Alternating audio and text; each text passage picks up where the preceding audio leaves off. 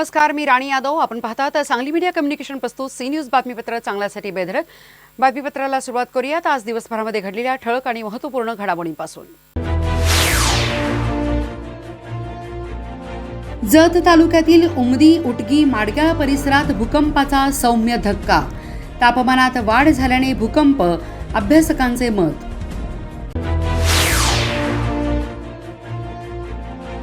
सांगलीत हळदीला उच्चांकी दर. हळद सौद्यामध्ये 41,101 प्रति क्विंटल दर.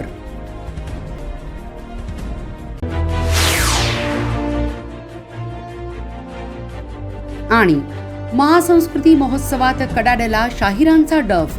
नामवंत शाहिरांच्या कलेने परिसर दणाणला.